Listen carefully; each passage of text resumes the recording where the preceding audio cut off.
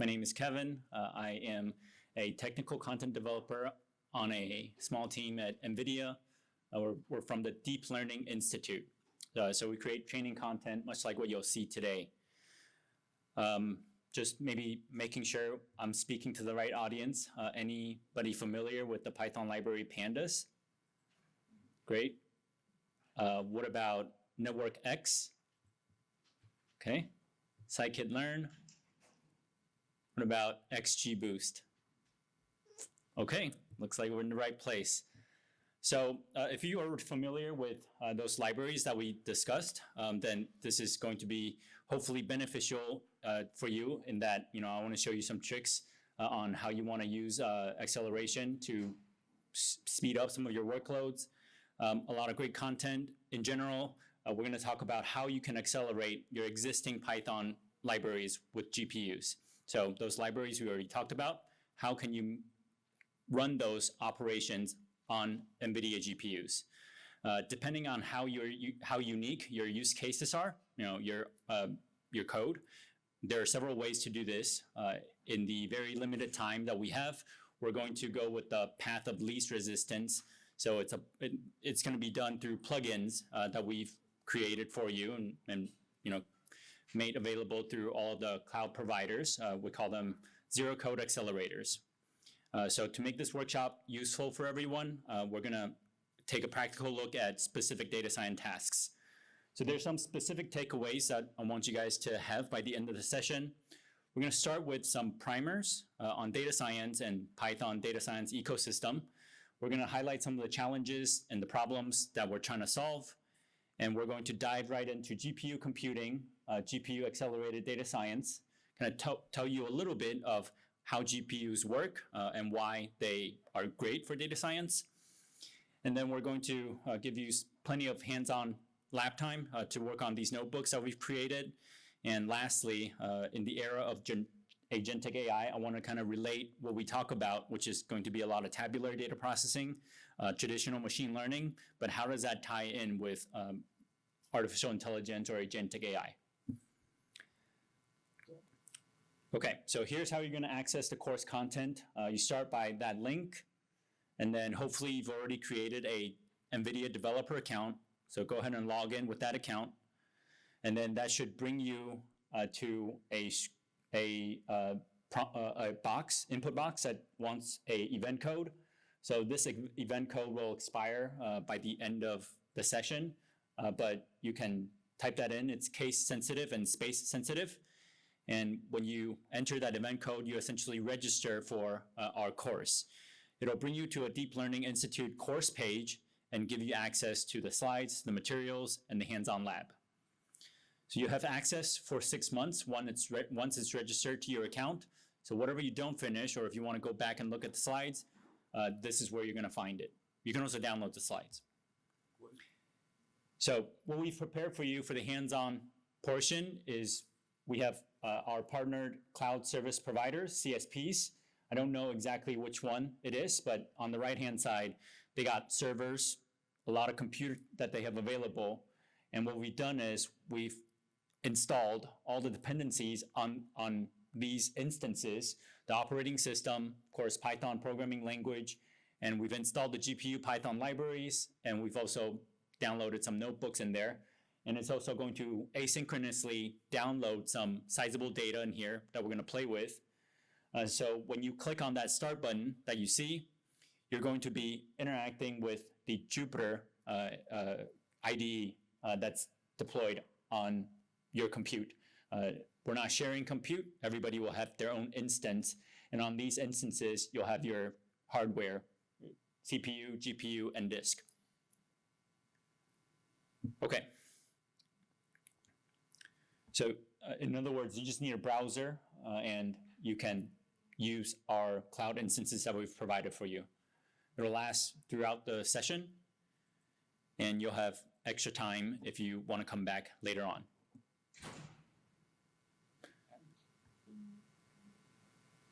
Can you show the email for that? Yes, the last two digits are 08. Like say when you are in your video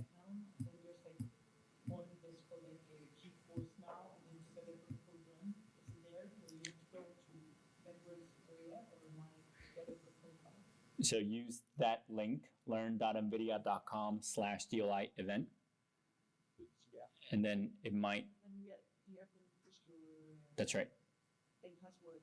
that's right. Okay, it's that you see.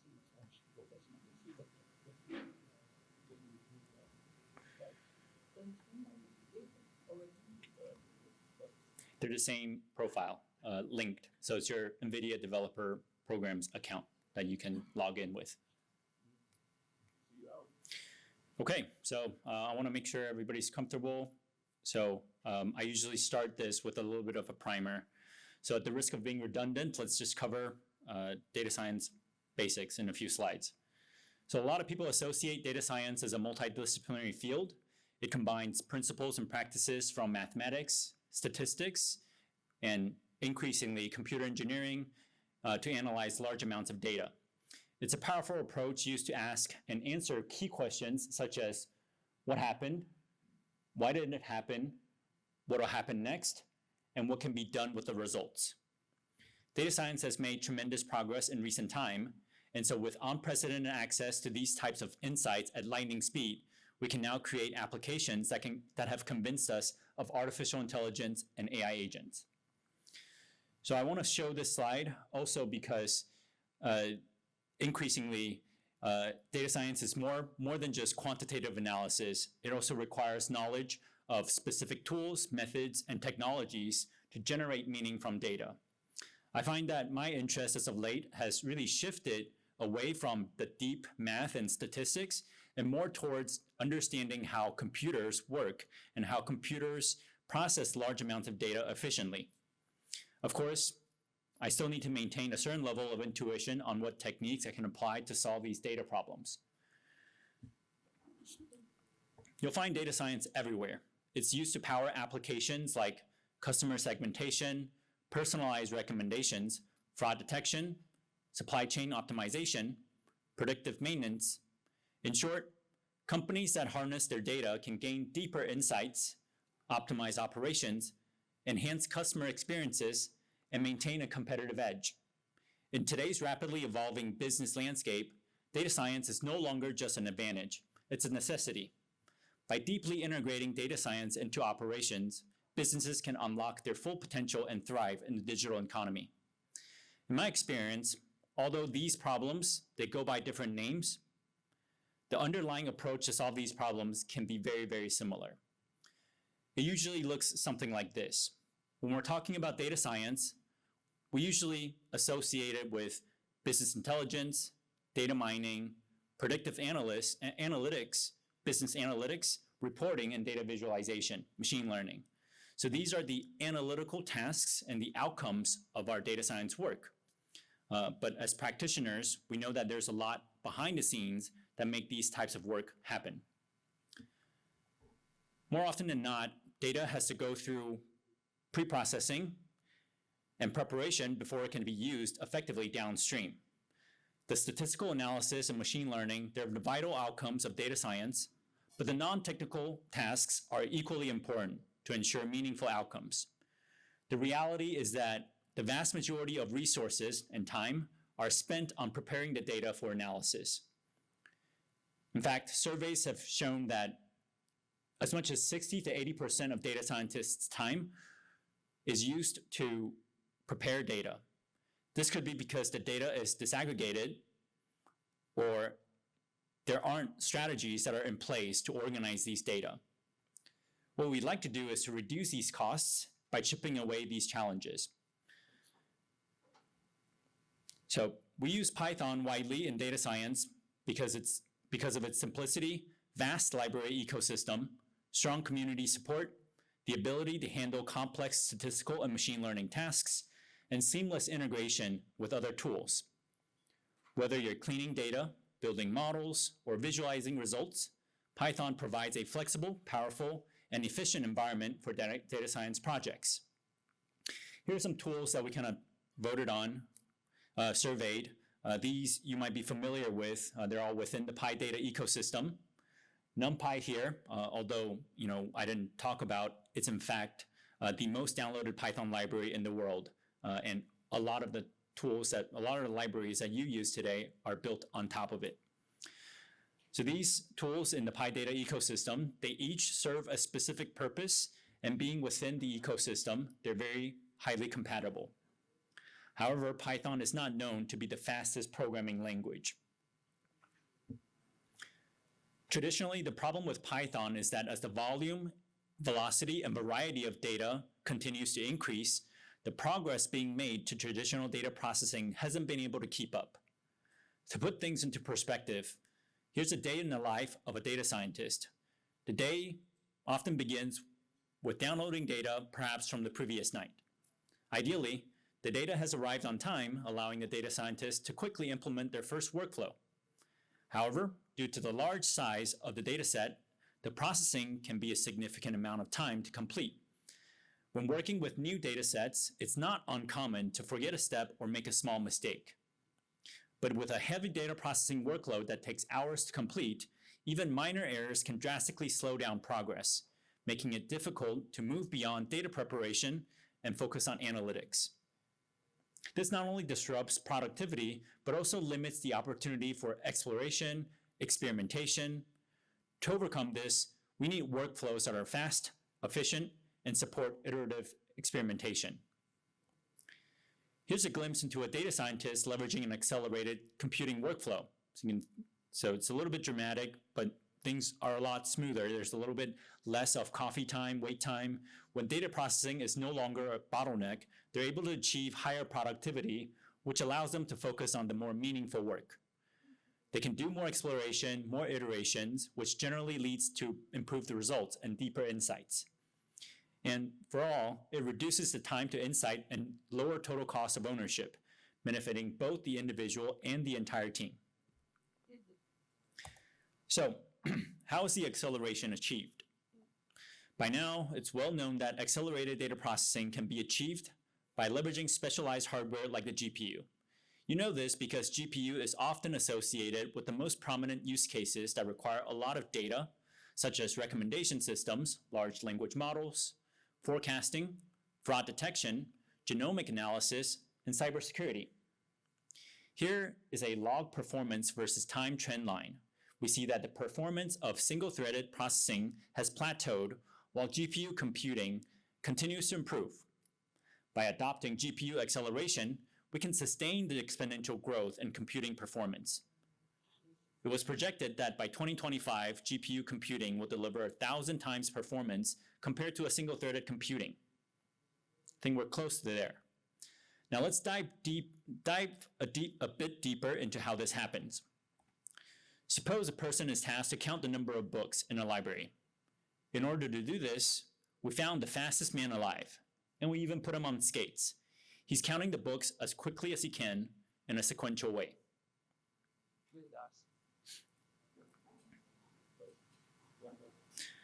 It's called serial processing. Now, let's try to solve this problem slightly differently. Let's say that instead of a single person, we now have multiple contributors counting their respective sections of the library. Even though they aren't as fast as the fastest man alive, together they're able to complete the task faster. We call this parallel processing. Now, this is a simple example of how GPUs process a large data set by breaking it down into smaller subsets and operating on them together. Let's take a closer look at the differences between a CPU and a GPU. Now, we start by saying that the GPU is not meant to replace the CPU. Instead, it's a separate device, and it's meant to offload certain tasks. The CPU is a general purpose processor. It's responsible for managing most system tasks, including running the operating system, handling input-output operations, and executing high-level sequential instructions. It's designed to have a small number of powerful cores, typically 4 to 32 if you're on the high-end side, and they're optimized for sequential processing and low-latency tasks. In contrast, you can see that a GPU is a specialized processor. It's built for parallel processing. It contains thousands of smaller, efficient cores designed to handle tasks that can be parallelized, such as matrix operations and vector computations. Now, this architectural difference exists because the two processors are built with distinct goals in mind. While the CPUs excel at executing a few threads very quickly and efficiently, GPUs excel at executing thousands of threads simultaneously. So when the data is loaded onto the memory, a large amount of mathematical operations can be done at the same time. This was demonstrated in graphics, demonstrated in cryptocurrency mining, and now for data processing and data science are large data sets. Let's give you some more definitions to chew on. So a kernel that you'll hear about is a function that runs on a GPU. It contains the code that will be executed by a thread. In other words, when you're writing a GPU program, you're often defining kernel functions that will be executed. A thread is a smallest unit of execution. Each thread performs the kernel function independently on a specific piece of data. Now, in a GPU program, you'll have many threads executing in parallel. Each of these threads is going to be performing the same operation or kernel on different data. The idea is that by executing many threads simultaneously, you can achieve higher throughput and performance. We have a grouping unit called blocks, and each block would be responsible for processing a subset of the data. So a thread can be thought of as a single task or operations that the GPU performs, and the core is the physical processing unit within the GPU that executes the instructions. Consider calculating an aggregate sum of a large data set loaded into memory. On a GPU, the data set is divided into smaller chunks, and thousands of threads independently calculate a partial sum in parallel. These partial sums are then combined to produce the final result. It significantly speeds up the process. Now, on a CPU, with its limited number of cores, summing the data set involves processing one or few chunks at a time in a more sequential manner. If this were the only task needed to be performed, it would be much faster on the GPU and potentially using a lot less energy. Now, not all tasks benefit from GPU execution. However, for workloads that involve high parallelism, such as video and image rendering, machine learning, and data science, GPUs offer significant acceleration. So we're going to try to offload these types of tasks to the GPU and thus allow systems to achieve faster performance and improved efficiency. Here's an example that's a more graphical example. So in data science, parallel processing is done on multiple lists of data. If you've worked with Pandas data frames, you might recognize that a data frame is a list of columns or an array of columns. Let's take a look at this simple data set. It might have came from a table, a CSV, or maybe a relational database. Let's say that we need to compute the result of column 1 plus column 2 plus column 3. The most straightforward approach the most intuitive approach would be processing one row at a time, one number at a time, so performing operations on each value sequentially. While this is intuitive, this method requires numerous simple operations to be executed in sequence, so it takes time on large data sets. And in other words, it doesn't really scale. Now, within the computer's memory, the data is stored as a matrix, or as matrices. You might think of them as a list of columns. By leveraging what we call vector operations, computations can be completed in much fewer steps. So compared to the 8 before, now we only have 2 operations, 2 matrix operations, or 2 vector operations. The key idea is that the same operation or kernel can be performed simultaneously across multiple elements of a vector using multiple cores. The total computational power scales with both the vector size and the number of cores available. So different GPU models have different hardware configurations. While these are simple examples of what makes GPU great for big data processing, they do highlight the key factor behind their acceleration capabilities. And it comes down to simply what we call parallel processing. Talked about kernels. So writing CUDA code or kernel functions for a GPU can be intimidating. It's challenging. And that's why there's several ways to interact with a GPU. Depending on your experience and goals, at the lowest level, developers can write CUDA code or directly leverages GPU capabilities. This approach is often preferred by experienced programmers aiming to maximize GPU performance. Now, for us data scientists, a more accessible option is to use GPU-accelerated Python libraries. These libraries, they often mimic the syntax of their popular CPU-based equivalent, but internally, they're going to invoke the low-level CUDA code to be executed on the GPU. Now, this hopefully gives you an idea that it allows data scientists to harness GPU power without having to write CUDA code themselves. So we've written all the CUDA kernels for the most popular methods and functions that we find people use in data science, and we make them available to you, and we create syntax for you that look exactly like the libraries that you already use today. So these libraries that call the underlying CUDA code, we call them abstraction layer, which simplifies the workflow as you move up the stack. Now, only until recently, we now offer plugins that enable GPU acceleration for the most widely used data science libraries with no code changes required, zero code change accelerators. Underneath the hood, these plugins, they seamlessly integrate with the GPU optimized Python libraries. So they use the low-level CUDA code to run on the GPU. And that's going to be the focus of our hands-on tutorial today. Here's a view of the libraries that we're going to explore today. We want to highlight the zero code change accelerator for libraries within the PyData ecosystem, including Polars, Pandas for data processing, NetworkX for graph analytics, and scikit-learn and XGBoost for machine learning. We can accelerate compute needed for enterprise scale data, so big terabyte scale data on clusters using Spark, and even using distributed computing with Dask. Has anybody heard of cuDF, cuML, cuGraph? So these are the GPU accelerated equivalent of Python libraries you use for data science. These are fruits of labor. We've started from few functions at a time that we find the data scientists use the most frequently, and over time through GitHub collaboration issues, we've expanded, and now we're at the point where we nearly cover all functions and methods that these popular libraries use. For the most part, they maintain the same syntax as their counterparts, but of course, they run low-level CUDA code on the GPUs. As if keeping the same syntax wasn't enough to make it even easier for developers to adopt GPU acceleration, our zero to no code change accelerators enables you to accelerate your existing code using GPUs. And you can always expect significant speed up.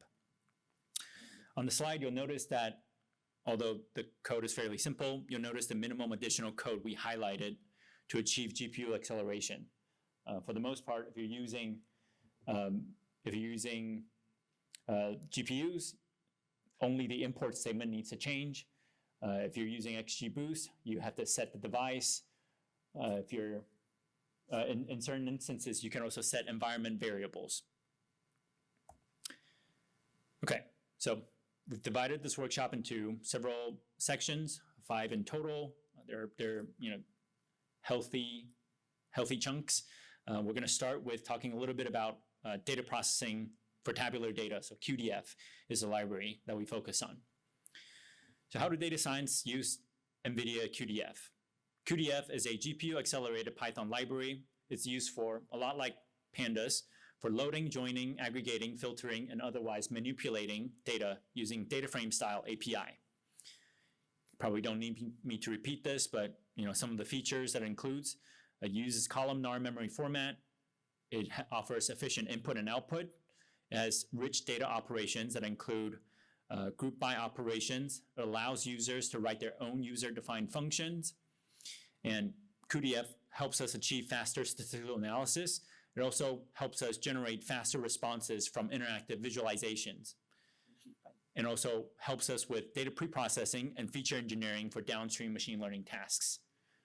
cuDF is used to accelerate Pandas and Polars, can be used to accelerate Pandas and Polars. So Pandas when working with tabular data.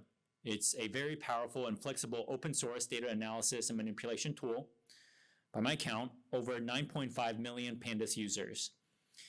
It has really flexible API, very literal, and strong compatibility with other libraries within the ecosystem. So it makes collaboration on projects easy. And the bad thing about pandas is that it's single-threaded, meaning they don't utilize more than one CPU core.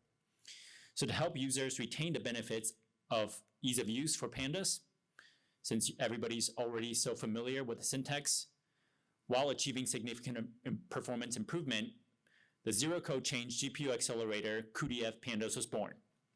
With cuDF pandas, you don't need to change your existing pandas code at all. You simply load cuDF pandas when running your pandas code. Then the execution will prefer to use the equivalent cuDF function and methods. Of course, you need to install cuDF, but the accelerator comes with it. So if you're looking at the screenshot, you can see the significant speed up. And the only difference between these two notebooks was one simple magic command in the Jupyter notebook that activates cuDF pandas. So you might be thinking, does it always work? And the answer is yes, because if a particular operation is not supported, it seamlessly falls back to pandas on the CPU. Maybe I'll backtrack a little bit. Hopefully you have the idea that while GPUs theoretically works on large data set, not all code should be run on the GPU, right? So there are certain operations where we deliberately don't implement on the GPU or can't implement on the GPU because it's maybe iterative. So for those operations, cuDF pandas, the accelerator, will seamlessly fall back to the pandas running on the CPU. Now this hybrid approach, it allows and ensures compatibility and performance without disruption. So in this benchmark, this method has shown up to 150 times performance improvements on typical data analysis workflows. The fallback mechanism is also very useful if you want to continue development when the GPU is not present. So maybe you're writing a notebook on your laptop and you don't have a GPU available, you're just writing code, pandas code, and then you run it, it defaults to CPU because GPU can work, it's not visible. But as soon as you get back to internet access, you plug into your GPU instance, that same code will run just much faster. That's perhaps one of my favorite features is that same code will run whether or not the GPU is present, so I can continue to do my development without switching libraries. Maybe you've heard of Polars. It's up and coming. It's a high-performance data frame library. It's built on Rust. It's designed for speed, scalability, and efficient memory usage. Its multi-threaded architecture and lazy execution model, combined with modern data format support, Apache, makes it an excellent choice for large-scale data processing where performance is critical. It's a modern, faster alternative to pandas. It's well-suited for big data workloads that demand efficiency and speed. It can also be GPU accelerated through our cuDF library, unlocking even greater performance for compute-heavy tasks. One of Polar's key strengths is its lazy execution and query optimization capabilities. So this feature enables Polars to optimize operations before execution, ensuring that computation are performed efficiently. Let's dive deeper into what this means and how it benefits data processing workflows. So when you're executing Polar's code, you're actually building a task graph or a compute graph. It doesn't get executed unless it has to, and so we call it lazy execution. These operations, they're deferred and combined into a logical query plan. So this lazy execution approach allows the systems to wait until a final action, such as collecting the results, is triggered. Now, before execution, as you are building the query plan, the query optimizer analyzes the logical plan and reorganize operations to maximize efficiency. For example, in this scenario, I got two operations. One is to load the data, filter, and sort. After the query has been optimized, it recognizes that the filter can be done in the same operation as the load CSV, just via an argument. So it does that together, and then it reduces the number of operations, in this case by 1, but this is a simple use case. This approach allows the systems to analyze operations before execution, enabling it to eliminate redundant steps, reordering tasks to improve efficiency, and minimize computation and memory usage. This is a very powerful feature that perhaps has allowed Polars to gain so much popularity in such a short amount of time. So you can only imagine the amount of sort of effort they put into this query optimization algorithm. Okay, when using a GPU engine with Polars, the workload prioritizes execution on the GPU for accelerated performance. Just like all of our accelerators, if an operation is not supported on the GPU, it can be programmed to seamlessly fall back to the CPU, ensuring smooth and reliable processing. Okay, let me give you an example of what you might want to look out for when using GPUs. Hopefully you're familiar with group by operations. So a group by operation allows data scientists to split large data into groups based on shared characteristics or specific criteria. These operations can be used in a variety of ways, including aggregation, transformation, and apply functions. They follow the split, apply, combine approach to produce a new data frame. Group by aggregations, such as calculating common descriptive statistics like sum, mean, count, max, they're considered reduction functions. So you go from large amounts of data to smaller. So we call that a reduction function. They execute super fast on the GPU, as long as it fits in memory. However, there are certain scenarios where group by operations may not benefit from GPU acceleration.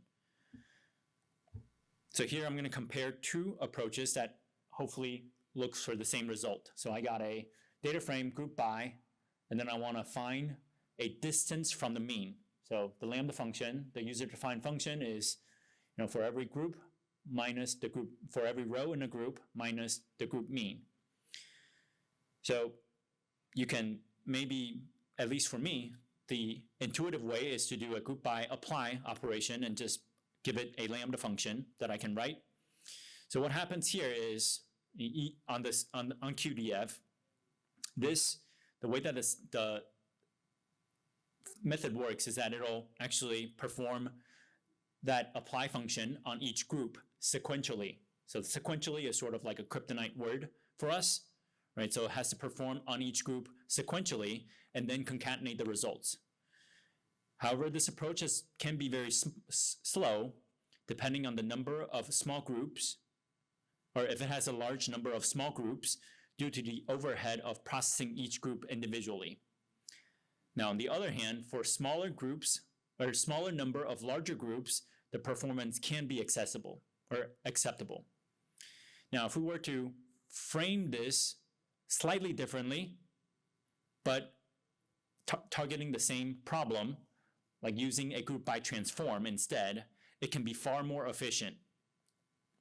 So here, the same problem, I perform the transform first. So the transform will operate very quickly on the GPU. There's no sequential operations there. And so you just take the difference between data frame minus another data frame of the same dimension, of the same shape, and then you get the same result. Now you will need to be mindful that we did inadvertently create an intermediate data frame that can be sizable depending on the characteristics of your data set. So it might blow up your memory utilization. So this is something that you do have to be aware of when you're writing programming, not in general, but specifically for GPU, if you're trying to be super competitive and get the most out of your GPU performance, right? So the memory footprint that I talked about can be influenced by the number of groups and the size of each group. So efficient code design is crucial for optimal performance. Okay, so now I'm going to turn you over to the hands-on environment. You'll go through 4 notebooks. There's also an intro notebook that you can just kind of read through. So it's going to look hopefully something like this.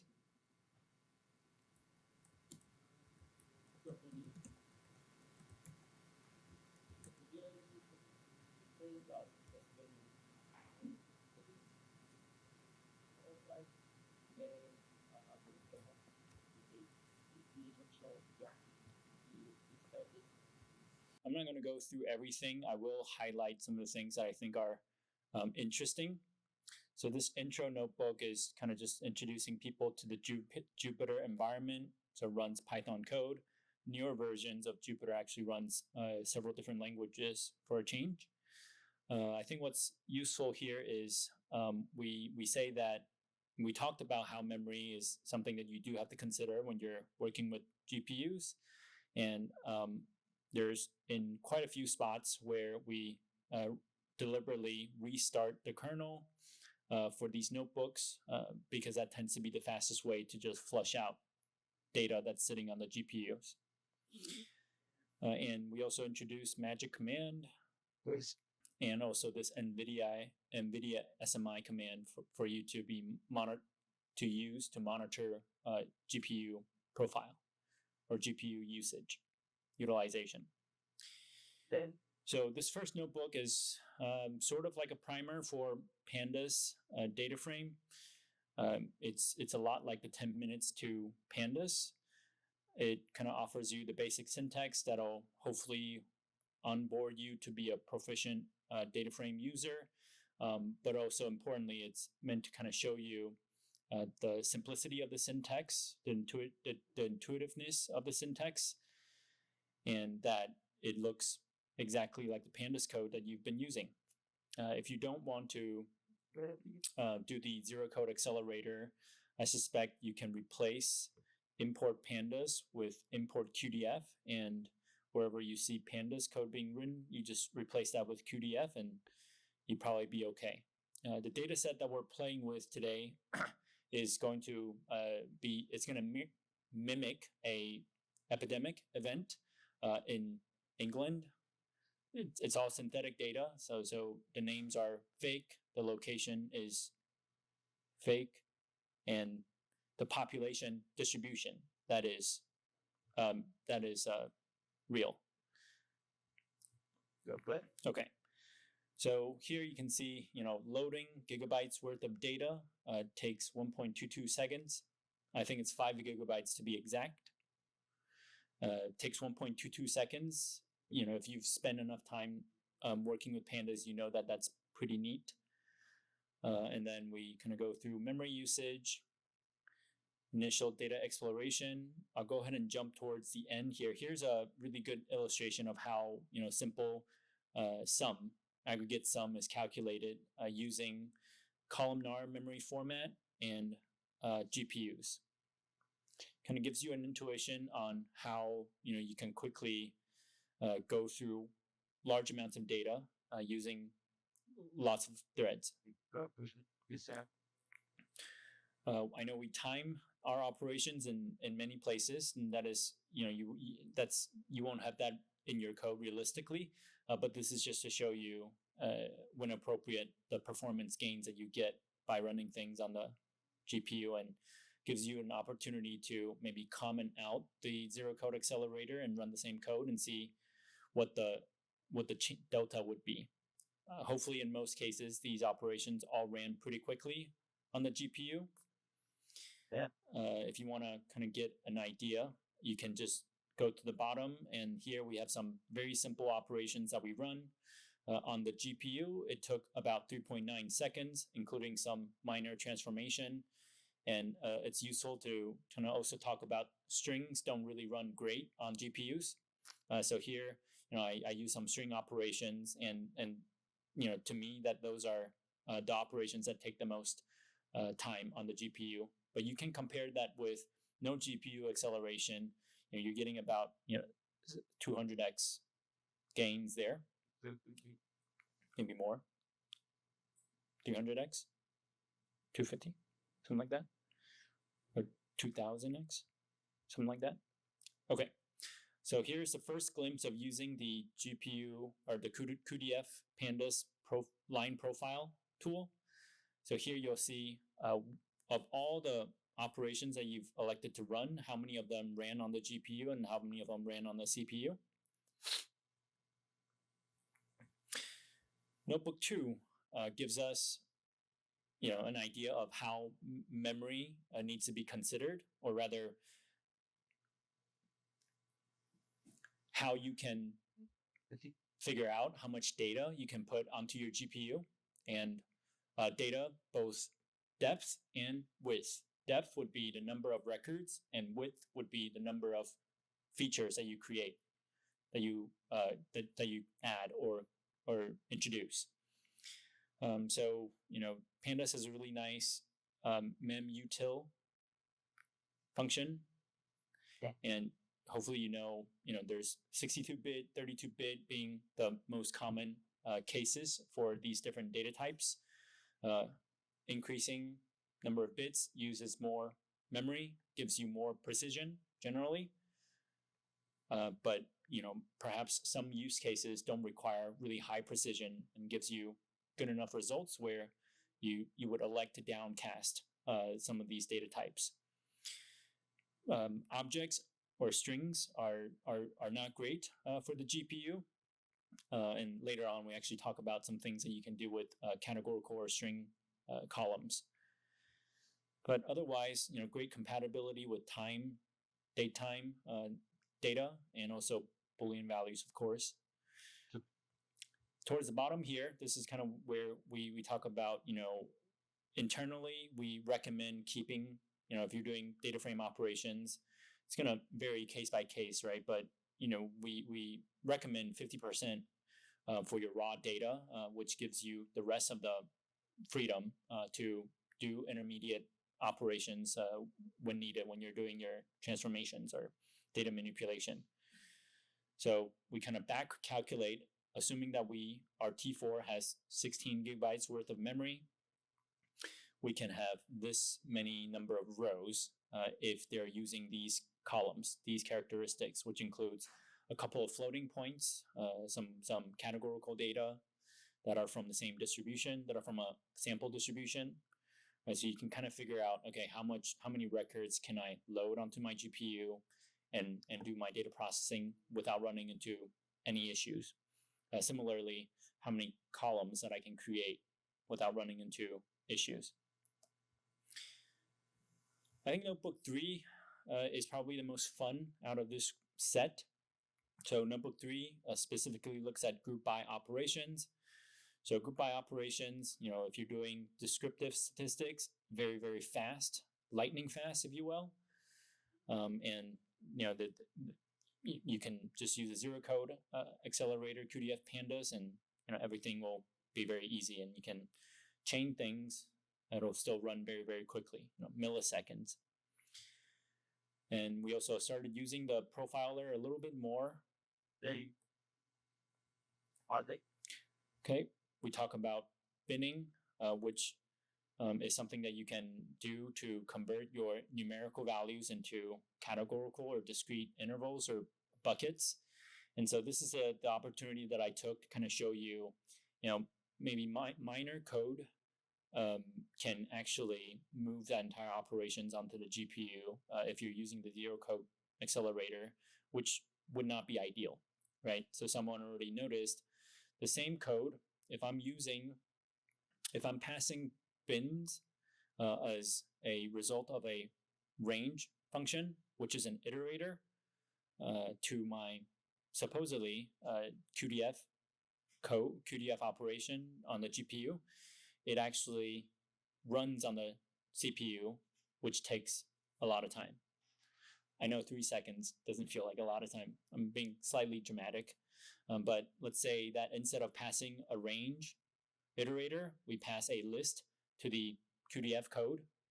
So just wrap it around a list call, convert it to a list, and you pass that list as the argument to your cuDF code. Everything runs really well on the GPU and lightning fast. Okay, display here runs on the CPU, and there's little that I can do about that. Here, the bottom half of this notebook kind of shows you an exercise where calculating something like distance, in this case, distance to the mean, to the center, given latitude points. There are several ways that you can do this. Depending on your data characteristics, one approach might be faster than the other. So here we use group by apply, and we use a user-defined function where we specify the distance calculation in the inline as a lambda function, and that took 17 seconds. Now, if you were to instead use a transform, which gives you the same exact results, you're able to reduce that down to 1 second, and everything, although both of them runs on the GPU, this approach is a lot faster. But in this case, if you monitored NVIDIA SMI, you would have noticed that an intermediary data frame was created using floating point 64 data types, which consumed some memory, not catastrophic, but it did use additional memory while it's doing this before it got flushed out. Right, so group by apply seems very intuitive to many, including myself, but where appropriate, if you can use some transforms in there instead, it could save you a lot of waiting time. Last is a pivot table, which I find to be kind of seldom used amongst the Pandas users. Here, I think the pivot table is kind of nice, allows you to create subsets of data by multiple dimensions. In our case, we grouped our data by county and gender. Notebook 4 serves as sort of like a ramp to polars if you haven't used it, and of course show you different ways to activate GPU acceleration for polars. So really the significant part for polars is that there is this lazy execution, so you can look at the graph before optimized and after optimized. So in our simple example, we kind of just reduce 3 operations into 2, and so it can run faster. It's also multi-threaded. There's some benefits. Anecdotally, some reasons why you may not want to use polars, even though it looks like it does things all faster. Pandas is still great if you're doing data exploration. You can accelerate it with cuDF if the GPU is available. So if you're just trying to actively explore the data set, doing a lot of operations and expecting the results to be there right away, as opposed to building a query graph, then Pandas might still be your option, but there are some limitations there, right? Yeah. So here we show you the default behavior for a GPU engine is that it will default to CPUs when an operation isn't supported, but in case where you specify that a operation should not fall, should fall back, so don't raise false, raise on fail, then it'll fall back to the CPU. Although some loss in performance gains, it will at least not crash. Okay. So next section, we're going to talk a little bit about graphs. Specifically, cuGraph is the library that we'll be using. So I don't know how many of you have worked with graphs before, but graph analytics is becoming increasingly popular among certain fields. Recently I've been spending a lot of time on building knowledge graphs for my AI agent. So it's a topic for a separate day, but you talk about RAG. Hopefully you guys are familiar with RAG. Instead of querying a vector database, can we query a knowledge graph instead? So a graph is a mathematical structure. It's used to represent relationships between objects, right? So it consists of 2 fundamental elements, a node or nodes or vertices. They're a fundamental unit of the graph, and it represents anything from an object, an entity, an idea, a concept, an event. It can represent anything as you define it. Now, connecting between 2 nodes, vertices, would be an edge. The edge will show the relationship or a link. Yes, waiting. Graphs, they play a critical role in social networks and recommendation systems. They allow us to get better results, analyze social networks, to model the intricate web of connections between the users. In this case, nodes, they represent users, groups, or organizations. The edges here represent the relationships or interactions between the nodes, and we often refer to the resulting structure as a social graph. And we can map relationships between users as either friends or followers. We can visualize communities as a cluster of nodes that are closely related. And we can even analyze information flow and influence. This lets us create the personalized user experience, document user activities and connections. We can create targeted advertising and content recommendations based on your social graph, and specifically based on your subgraph around you as a node. Talked about knowledge graph. So knowledge graph is a very powerful data structure. It represents a network of real-world entities, concepts. It illustrates the relationship between them. So here, for a knowledge graph, nodes can represent objects, events, situations, concepts. Edges, they're used to define and label the relationships between the nodes. The structure of information is semantically rich. You can see how one node relates to others. It captures the important context within the data. And as you guys know, these days with large language models, context is almost everything, more than the LLMs themselves sometimes. By representing information as an interconnected network, knowledge graphs offers us a powerful tool for organizing, analyzing, and deriving insights from complex data across various domains. This can be used by LLM-based chatbots when they're used to be augmented with contextually rich information. Maybe try it. Okay, let's take a look at how graph data is represented. Here we're looking at what we call an adjacency matrix.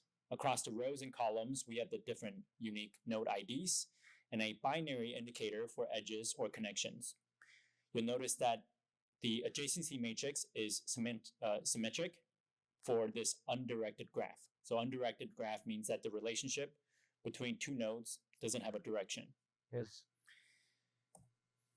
When we combine the adjacency matrix, we can get a Laplacian matrix. So this Laplacian matrix is rich with information. Someone with proficiency in a tabular data manipulation can probably perform a lot of analytics with it already. However, this isn't always the most efficient way to represent data. How you want to represent your data is going to be dependent on the characteristics of the data, how sparse it is. And this is observed by the high number of zeros, and it typically gets worse as the graph grows. So another way that we can represent the same information is what we call an adjacency list. So here, really, it's three separate lists that we're using to kind of fully represent this graph. The most significant one being the adjacency list, of course. This representation contains as much information as the previous approach, but it's a lot more efficient. There's no zeros, so it's a dense matrix, dense array. We'll also be showing two other lists, one that represents the list of nodes properties that's ordered by the node ID, and a list representing the weights of each edge. So although adjacency lists are widely used, the choice of how a graph is represented depends on graph density, the type of operations to be performed, memory constraints, and performance requirements. Once we've established this data in a structured way, we can now begin to write algorithms to conduct the type of analytics we would like. So I kind of like to look at the data both as a tabular format as well as in a list. Kind of gives you an idea of how something crazy like this can actually be parallelized, right? The operations that you can perform on these can be accelerated by the GPU through parallel operation. So there are two common things that we like to do with our graph. One is called a single source shortest path. This is used to calculate the shortest path from a designated source to all other reachable nodes. Given a graph and a source ID, the algorithm calculates the distance for all reachable nodes in this example, we see that node 0 can reach all other nodes, and it has a 0 distance to itself. Notably, there are 2 paths that it can take to reach node 3, but the shortest path with a distance of 3 is returned. So which is through node 2, as opposed to having to travel a distance of 4 to get through node 1. Now, given a graph and a source node ID, the single source shortest path is going to return to us the distance for all reachable nodes. This is commonly used to analyze roads, logistics, communications, and social networks. The other thing that we like to do is figure out centrality of a graph. So centrality comes with a lot of different flavors, but it's a fundamental concept in graph theory and network analysis. It measures roughly the importance or influence of nodes within a graph. There's several flavors of centrality that we're interested in, each providing a slightly different perspective on the node's importance. It might make more sense in the context of a social network and influence. So let's take that as an example. You have degree centrality, which measures the importance based on the number of connections a node has. A higher degree indicates greater local influence. You have closeness centrality, which measures how close a node is to all other nodes in a graph. You might interpret this as the average length of the shortest path between a node and all other nodes. In fact, that's how it's calculated. Higher closeness indicates better positioned nodes for quicker information spread. Betweenness centrality quantifies how often a node acts as a bridge between along the shortest path between other nodes. So higher betweenness suggests greater importance in connecting different parts of the graph. The last one, but the most probably prominent one that you may not have heard of, the PageRank centrality. It assigns the nodes based on the importance of their neighbors. So this is how we do searches now, right? It's useful for identifying useful nodes in the overall network structure. So to accelerate graph analytics, we use NX cuGraph. NX cuGraph allows data scientists to benefit from GPU acceleration in existing Network X workflows. I don't know if you've used Network X before, but it's very popular for graph analytics. With our accelerator, you can speed up your Network X workflows without modifying your code. You assign the device, you can use an environment variable, or you can do what we call type-based dispatching. So importing Network X or importing cuGraph.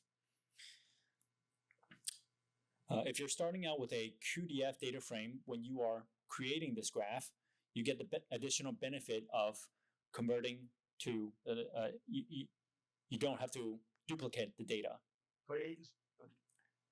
So I'll go ahead and hand it over to you guys to work on notebooks 5 and 6. Fairly straightforward. We're still sticking with the theme of the epidemic. So now we're looking at the infrastructure, roads, and hospitals. We introduced 2 additional data sets or 2 additional aspects of the data for you to kind of take a look at. I'm giving this a short 15 minutes to go through these 2 notebooks, and then we'll take a look. So notebook number 5 essentially introduces to 2 new data sets, one about connections between the roads and then facilities. So the way that we're importing is we actually import cuDF directly here, okay? That's because later part, there's actually a 2 pandas method that we call. So we start with a cuDF data frame. And then we have cuGraph, which we import as CG, and Network X, which we import as NX. So these are NX, in this case, will not be accelerated, and CG will be accelerated. And we do this because we're trying to do a little bit of a comparison. So we're starting with a GPU data frame, and we do some preliminary EDA on it. We find that there are several different types of road nodes. And then the road edges is where our graph really gets created. So the road nodes gives us some, properties of our nodes, but the road edges is really what's going to help us create a graph because it contains the source ID and the destination ID for every connection, every relationship. So it's got its own edge properties associated with them. We use pandas data frame to do some data pre-processing. So in this case, we remove some extra characters in front of these node IDs. And then we go ahead and use network X or cuGraph to create our two graphs. So CG was cuGraph. We create our GPU graph here.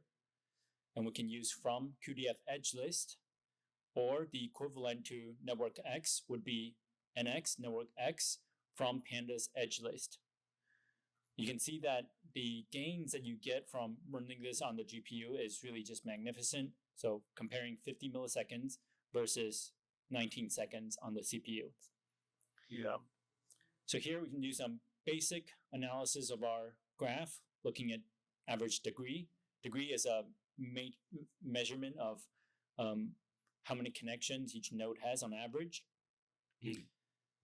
And then we add an additional property to our edges. So different road types are going to get different speed limits. And we actually use that as part of the calculation for when we're trying to figure out distance or speed. Notebook 6 here is where we actually perform centrality analysis. So here we actually zero code accelerate network X. The reason why we talk about network X so much is because it's very popular amongst the graph community. So there are several ways that you accelerate it. We advertise them as running using an environment variable when you're running a script, or you can use the back-end keyword argument when you're invoking algorithms, or you can be have a lot of control over which algorithm runs on CPU, which algorithm runs on the GPU with type-based dispatching. So in our first case, we go ahead and create our graph using this dataset row graph, and then nx dot from pandas edge list, but we calculate centrality using the cuGraph backend. So this should happen very quickly. If you want to do type-based dispatching, you would import nx cuGraph specifically when you want things to run on GPU. And when you want things to run on the CPU, you don't set backend equals to. So here, without backend equals to, this runs on the CPU. But when you pass nxcg, so the nx cuGraph, that will actually run on the GPU. Here is going to be how easy it is to calculate centrality, the different centrality measures.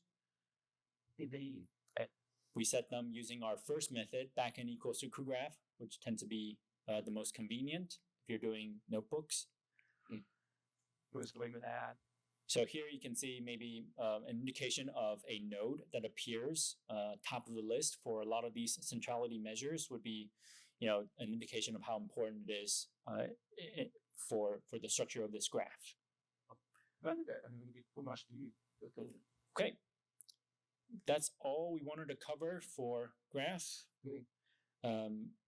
We could do a lot more with this data. We have our people data, and then we have our road data. There's certainly opportunities where we can kind of merge the two data sets. Fortunately for this workshop, we don't get to it, but I do encourage you guys to maybe take a look afterwards and see if you can kind of merge the two data set and do something with it. So right now, I'd like to release you guys to a break. Time is now 3:20. If you guys want to take a 15-minute break, come back at 3:35. We'll pick up with machine learning, and then we also want to cover deployment, and then we'll talk about the secrets to our Kaggle Grandmasters feature engineering. So we'll come back. Hopefully you had a nice break. So we're going to pick up. The next section that we'll talk about is cuML, or our GPU library for machine learning, equivalent to scikit-learn. So let's talk a little bit about machine learning. machine learning has become the cornerstone of modern data science. It's revolutionized the way we extract data, insights from vast and complex data sets. By integrating machine learning into data science, organizations can uncover deeper insights, make more accurate predictions, and drive innovation across diverse industries. We associate the growth of machine learning in recent years to several key factors. The first one, I would say, is the surge in data generation, providing extensive data sets necessary to train sophisticated machine learning models. The advances in high performance computing, including the availability, like the widespread of cloud computing, has made GPUs and special hardwares available and made it feasible to process large amounts of data necessary for machine learning. This has led to breakthroughs in research that allows us to invent new algorithms. So this mix of compute, data, and algorithms, they complement each other. Powerful hardware speeds up processing, large data sets provides the foundation for learning, and advanced algorithms turn raw data into valuable insights. Together, they drive machine learning's widespread adoption. Machine learning represents a transformative shift in the way we approach programming. Traditionally, programming uses rules-based approach, where human experts, they define every single explicit rule to solve problems. These rules-based systems, they operate using a framework of if-then statements, applying a predefined logic to input data to generate outputs. In this paradigm, all knowledge is explicitly encoded into the system through carefully crafted rules. It's very limiting to flexibility and adaptability. Machine learning takes a fundamentally different approach compared to traditional programming. Instead of relying on predefined rules, machine learning algorithms learn patterns from data. They analyze large data sets to uncover relationships and make predictions or decisions without explicit programming. As an example, the process might involve providing an algorithm with a set of input data and output data and desired outputs, then allowing it to determine the transformation needed to map the inputs to the outputs. This is likened to teaching a child to recognize different types of fruits, rather than giving the child a detailed list of rules that differentiate an apple from an orange. You show them numerous examples of apples, oranges, and other fruits. Over time, the child learns to identify and distinguish characteristics of each fruit by constantly refining their mental model. Similarly, machine learning models adjust their mathematical parameters or coefficients to minimize errors and improve accuracy during training. This training process is inherently mathematical and computationally intensive, which benefits greatly from parallel processing on large data sets. The result of successful model training is a refined model capable of making accurate predictions or decisions without needing human experts to explicitly define the rules. Using machine learning to solve problems begins with framing it as a task. Popular tasks include regression, classification, clustering, or dimensionality reduction. Each task is addressed using specific algorithms, and selecting the right approach depends on the nature of the problem. For example, regression tasks includes sales forecasting, price prediction, where the goal is to predict a continuous value. Clustering is used for tasks like segmenting customers or grouping articles into similar categories. Classification tasks helps identify discrete categories such as fraud detection or sentiment analysis. Many financial institutions leverage machine learning classification models for fraud detection using transaction data, customer profiles, and device information. These models can automatically flag suspicious transactions, significantly reducing manual review efforts while enhancing fraud prevention. To maintain effectiveness, such systems often employ continuous learning, regularly retaining models with new data or retraining models with new data to update to evolving behaviors and trends. Let's explore a simple classification problem using a single feature to predict class membership. Our objective is to determine the class of a data point based solely on this one feature. In this example, we use a logistic regression, a widely used algorithm for binary classification. We train the logistic regression model on our dataset and plot the decision boundary to visualize how the model classifies data points. In this visualization, points to the left of the boundary are classified as class 0, and points to the right of the boundary are classified as class 1. However, our visualization often reveals classification errors where some data points fall on the wrong side of the decision boundary. These misclassifications highlight the limitation of using a single feature for prediction. This simple example demonstrates the fundamental concept of classification, showing how even a basic model can uncover patterns in data. At the same time, it underscores the potential for improvement by incorporating additional features or using more advanced modeling techniques. So let's add one more feature. In this case, you can see that by introducing one more feature, we're able to reduce the number of incorrect predictions. And the model has grown a little bit by introducing additional parameters. Generally, more features, more data leads to better results, but it also requires more computational power. One of the key strengths of machine learning is the ability to learn without prior domain knowledge. They can adapt to various domains by identifying patterns and relationships in the data. As we introduce more data, models become increasingly refined and accurate, and better capturing the intricacies of real-world problems. Inference is the stage in which a trained model is used to make predictions on new unseen data. At this point, the model and its parameters remain unchanged, acting as a sophisticated mathematical function that processes input data to generate outputs. Inference is often integrated into applications to deliver real-time or batch predictions. Depending on the use case, real-time inference will process individual inputs immediately, whereas batch inference will process multiple inference at once. Additionally, it can leverage parallel processing to handle multiple inputs simultaneously. We measure this as concurrency, improving both efficiency and scalability. When we get into the hands-on lab, we're going to go through the entire machine learning workflow. A structured workflow ensures the development of effective and reliable models. Here's some key stages. Starting out with the problem definition. Maybe you have to collect the data if it's not there already. Maybe they're from multiple sources. And then you have to do adequate data preprocessing, which may involve cleaning, transforming, or preparing the data for analysis. You probably want to spend some time doing some EDA, or exploratory data analysis, to identify some patterns, obvious patterns, and potential biases, and evaluate fit. You might want to do some feature engineering, which involves selecting, creating, or transforming features to enhance the model performance. And then you move on to model training, which begins with model selection, choosing the most suitable algorithm based on the problem, the task, and data characteristics. And then you can move on to model training. Training the selected model using the prepared data set can be computationally intensive. The more data generally takes longer time to train. Once a model is trained, you want to go into model evaluation, which is to assess the performance using relevant metrics to ensure accuracy and reliability. Machine learning models rely heavily on high-quality training data.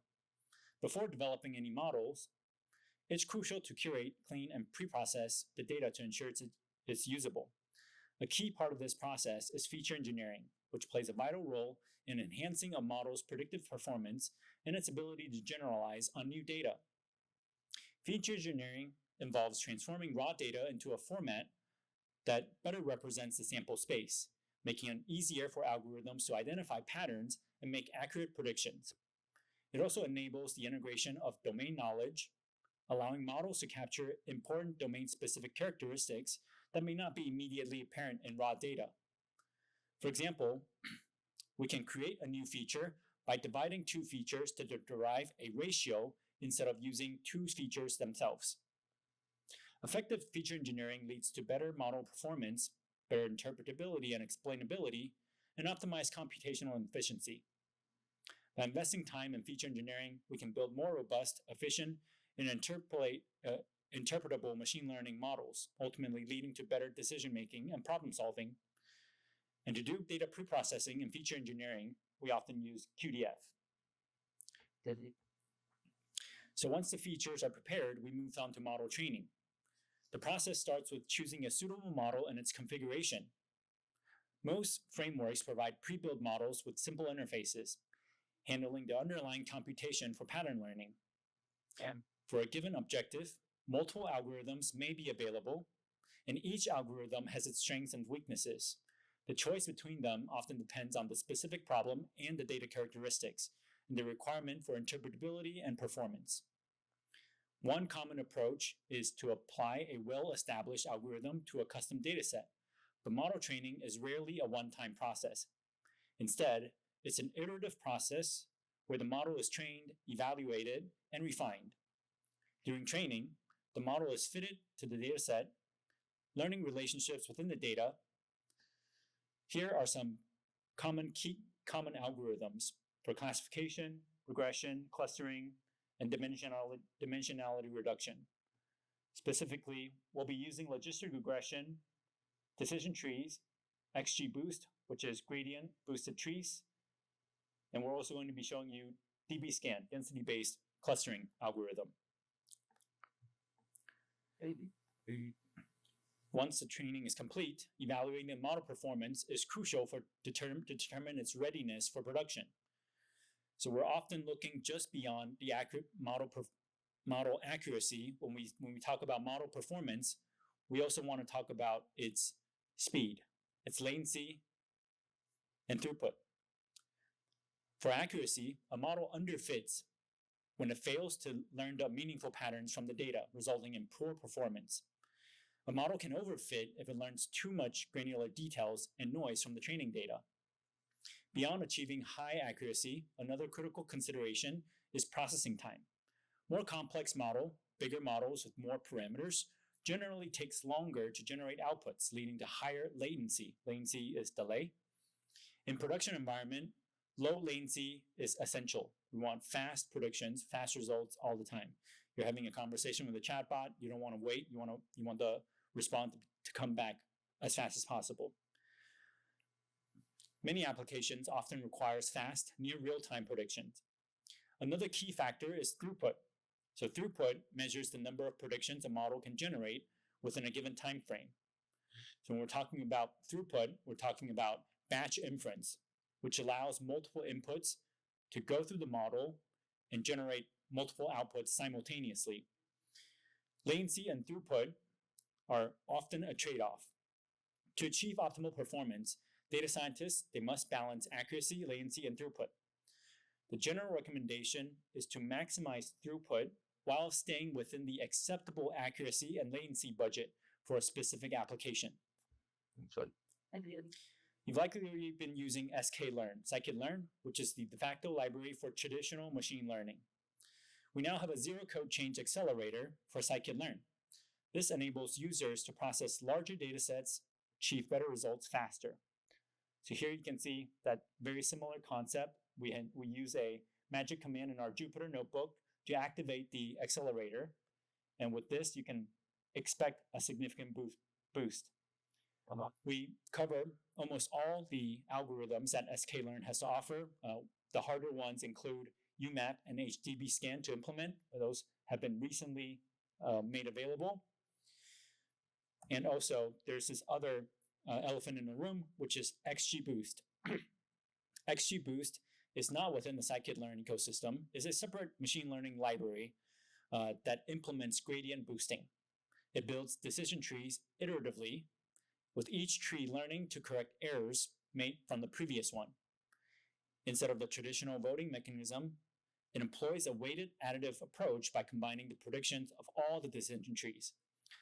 It's often considered the gold standard for supervised machine learning tasks. It delivers great accuracy, is efficient to train through multi-threading. It can handle imbalanced data set as well as outliers. The XGBoost, since its inception, has worked closely with our developers so that it can be GPU accelerated to take advantage of parallel computing. Furthermore, it can directly use data that's already been loaded and preprocessed on the GPU with cuDF. So all of our libraries, the data format is built on top of Apache Arrow.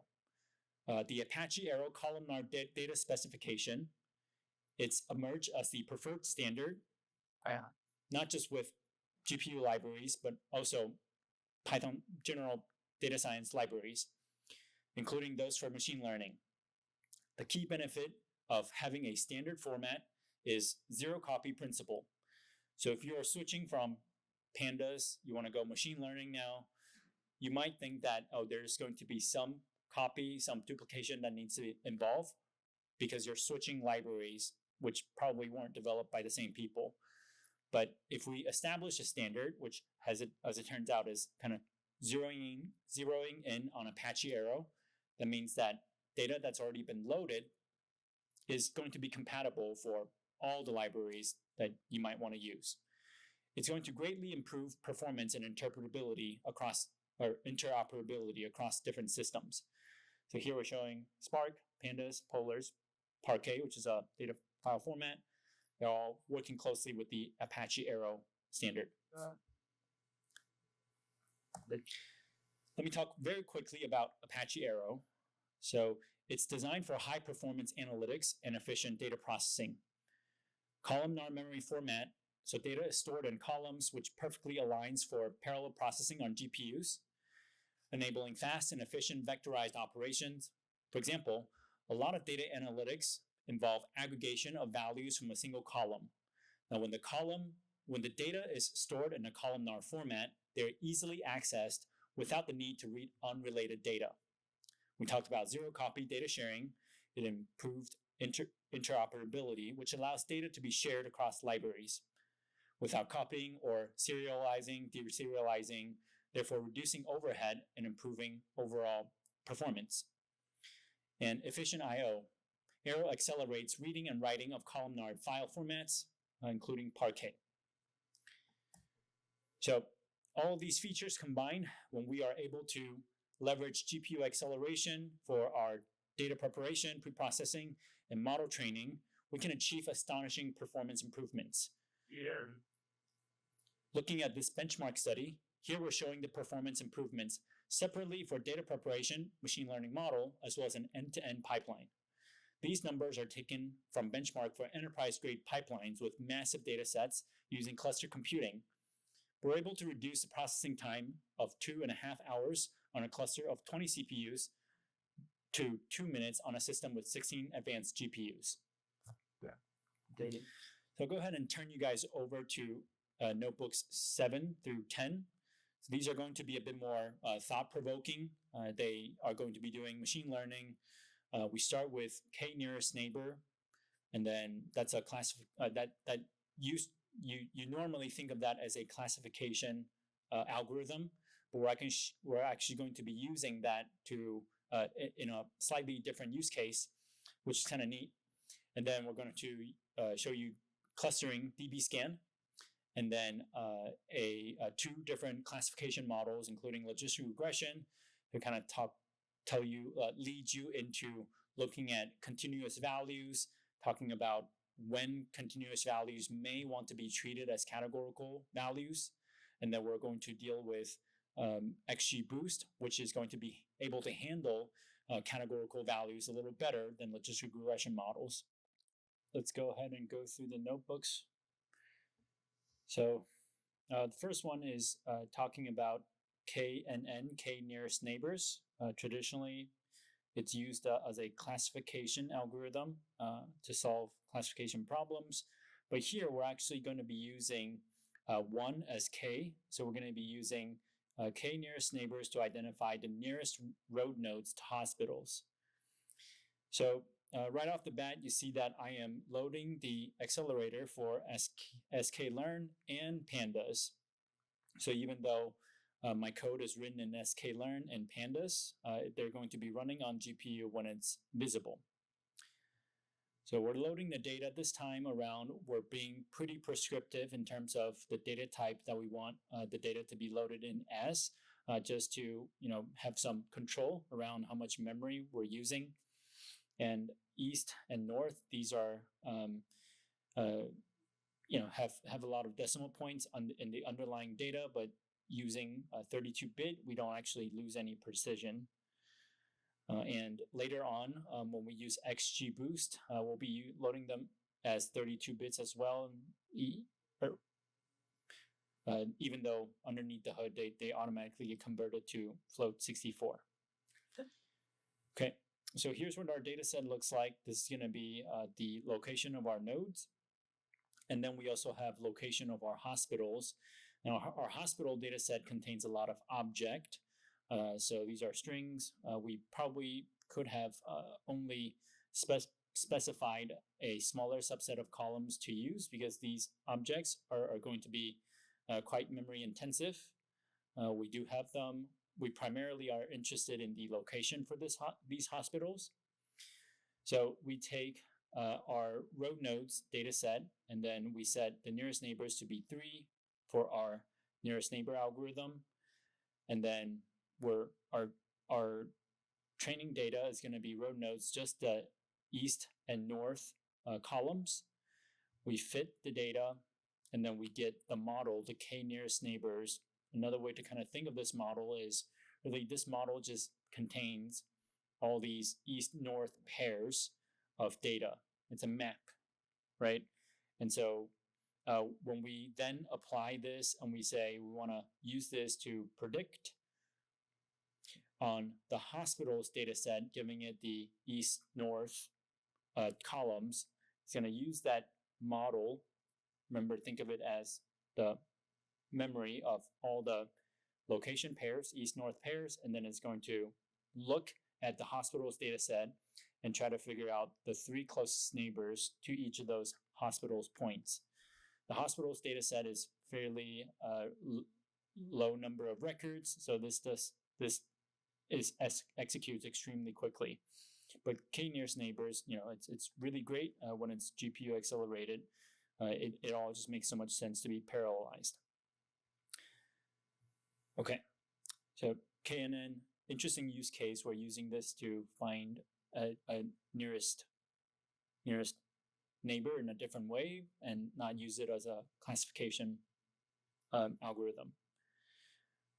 Okay, so here, the notebook 8 is looking at dbScan. So dbScan is a unsupervised unsupervised clustering.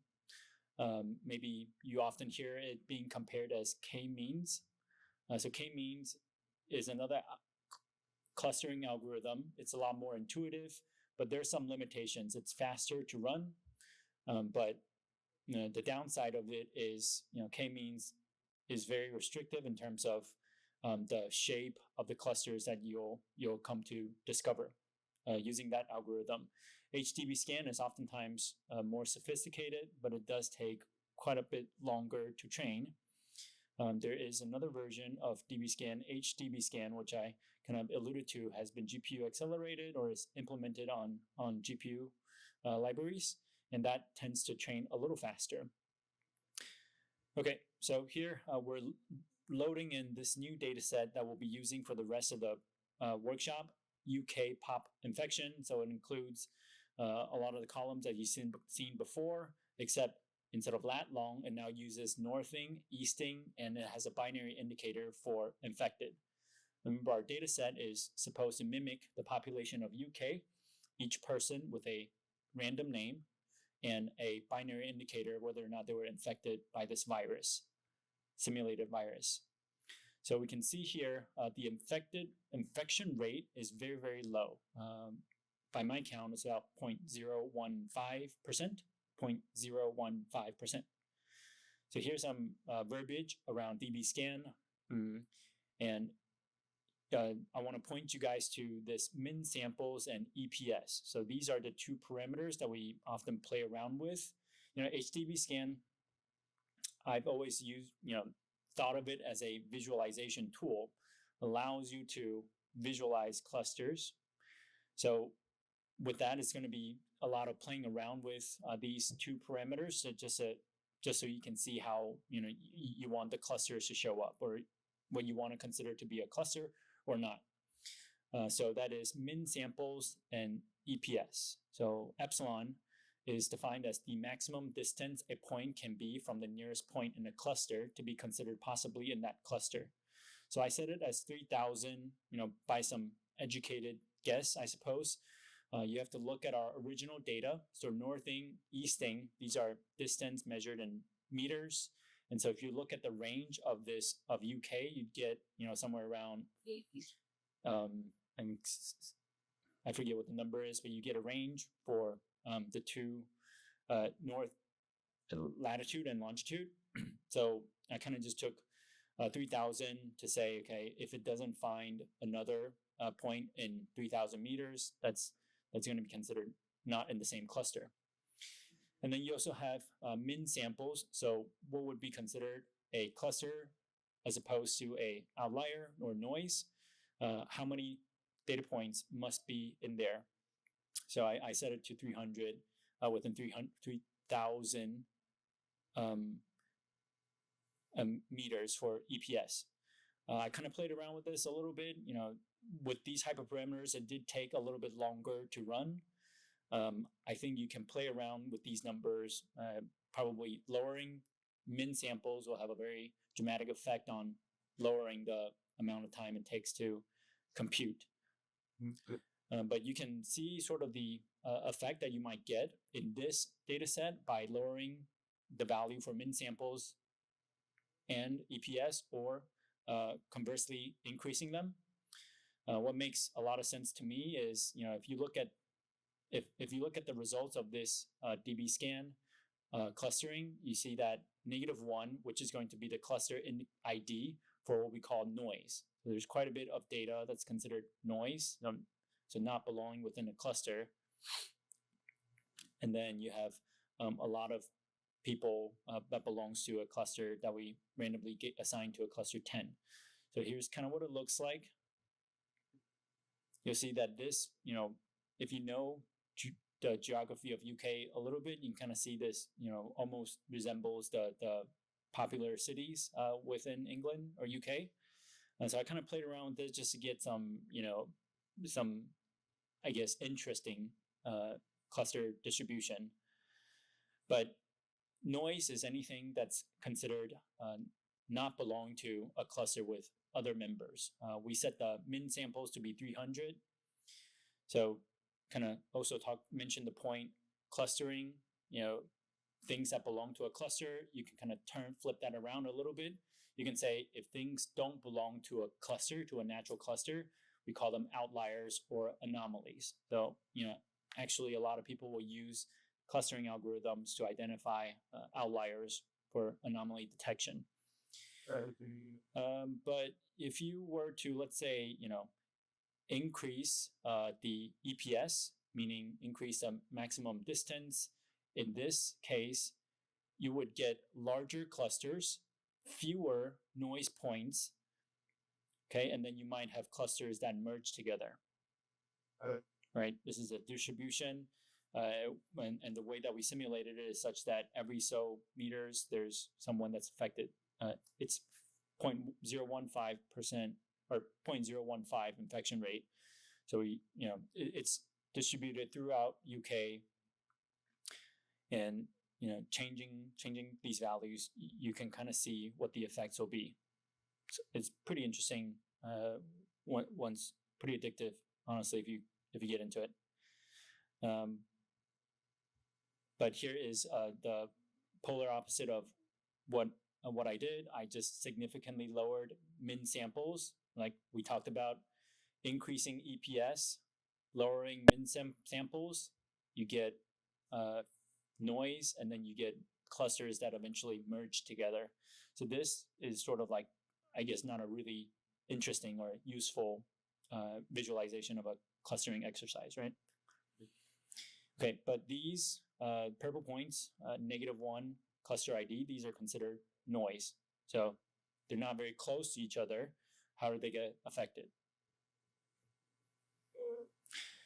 Okay, logistic regression is going to be our one of two classification algorithms that we apply.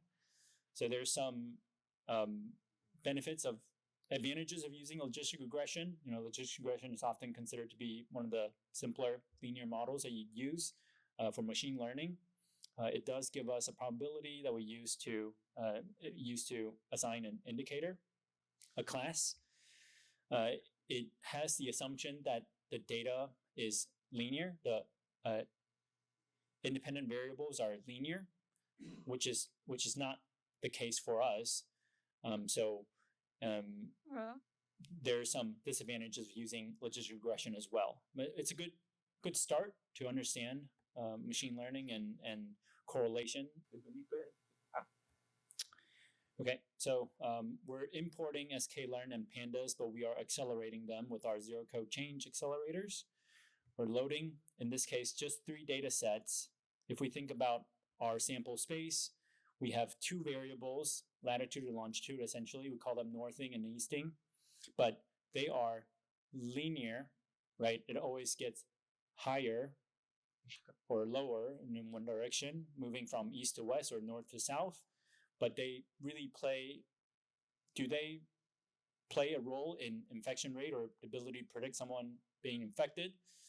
Yeah. I find that hard to imagine, even though we do see through our clustering exercise that there are certainly latitude and longitude or cities or areas where infection is more prevalent, but certainly it's not increasingly more prevalent with latitude and longitude in one direction linearly, right? So probably wouldn't want to include those as variables for our logistic regression model. In fact, you can try this later on. If you include those 2 variables, those will be treated as noise, and you probably get a worse model than you have now. Okay, so we train a logistic regression model. I think this went by fairly quickly. sklearn has a very intuitive syntax. You just instantiate the model, and then you fit by giving it the independent variables and the target or the dependent variable, and then you have your model fitted. We can take a look at the 2 coefficients assigned to gender, age, and gender. So here you can see gender has a higher coefficient, and age has a lower coefficient, and then your intercept is -4. And then you can score your model as it is. For a classification model, the score is going to be your overall accuracy. So we have an overall accuracy of 97%. It sounds fantastic, but not really, because if you remember our data set, the overall infection rate is 0.015. So if you were to guess everybody being not infected, you'd have a 98% accuracy, right? So, okay. Nevertheless, we can use this, what we have, to try to figure out, okay, what is the correlation between these variables and the infection rate? Just to kind of complete our machine learning model training, we're going to use the model to do model.predict. You have a choice between model.predict or predict proba. Predict proba is going to give you a probability for each of the classes. For a binary indicator, it should add up to 1 for each record. And then we actually are going to assign the value for positive binary indicator being 1 as a variable as a column called risk. And we're actually going to have an infected, whether or not they were in fact infected, or the risk that our model calculated for them. So we just kind of sample a few records. We want to ultimately try to figure out, do the variables that we include, are they indicative of risk? So we call that model explainability, right? And then we do an analysis against age, and we saw that, even just visually, it seemed pretty obvious that lower age has lower infection rate amongst their age group, and then higher age has a higher infection rate amongst their age group. So there's probably some correlation related to it. You can plot it out and you find exactly that. And then you can also see the infection rate based on gender. So it looks like there is a bit higher, more prevalent in people with gender equals to 1. Okay, and in machine learning, we like to do this k-fold validation. So we split the data into a training set and a test set. We'll train our model using a subset of the data and evaluate our model based on the remaining or the holdout set. All of these are implemented in sklearn. And so here we kind of calculate our own score. You could have used, model.score here as well. But we want to show you a different flavor of, manipulating arrays. And here you can see 97% accuracy. Okay. Our second machine learning model is XGBoost, the de facto standard for machine learning these days. For both classification and regression, offers significant advantages, and it's GPU accelerated. So here we're going to import our data using cuDF, and we're going to include now our northing and easting columns and see if we can do better than our logistic regression model. So the way that you would train a XGBoost is you actually have to use their own abstraction called D-matrix. The way that XGBoost version 2, by the way, 3 is coming out, or if not out already, XGBoost 2.0 wants you to define the training parameters as a separate variable. So we have the abstraction called D-matrix, and then we pass our data frame, our X-train and Y-train in there. And then we can specify the number of trees we want. And we're actually going to be deploying this model. So I ask that you save this JSON after, save the model, or just serialize the model and save it afterwards. So here, XGBoost offers a really nice tool called feature importances. Feature importances is a bit of a, I think, what it means is, how often did that column get used to do a split? Because these are decision trees and they have to make splits on columns based on information gain or inertia. And so here you'll find that it's using easting and northing quite a bit within all of the trees, all of the 100 trees that it builds. And then you can see here's a tree for one of the trees. Here's the diagram for one of the trees, and there's 100 of these. And so being able to kind of train all these trees fairly quickly is an advantage. And so we evaluate this model to be also around 0.97% overall accuracy. Okay, our false positive rate and true positive rate honestly isn't great. You have an AOC of 0.57, so this is kind of a boo-boo. All we're doing is we're predicting everybody as being negative. Okay, right, but the speed is there, so now we kind of have to fine-tune to see if we can get better results. So I won't subject you to training on the CPU. I won't be here to wait, but if you'd like, you can try it at your own risk. All right, so I will now go back to the presentation. We have really just a few more slides to go over, starting with Triton. So to complete our machine learning development workflow, we want to talk about model deployment. So remember, we talked about training. It's just about creating the mathematical function, the algorithm, finding the right parameters. So deployment is about allowing people to pass inputs to this brain and have this brain generate outputs, however complex this output might be, whatever shape this output might be. So we talked about two common inference types. You have real-time or on-device inference.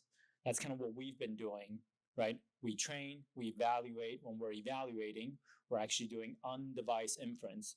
The data is in that instance, and we're passing that through the model, and the model is generating outputs. It does so very quickly. But there's also another type of inference. So server-based inference is where essentially you deploy the brain onto another instance that only does that. This is a microservice that is only going to be expecting inputs, whatever configuration it specifies, and then generates an output. That's its job. It's a microservice. So now with this architecture, you can have multiple devices making requests, making inference requests at the same time.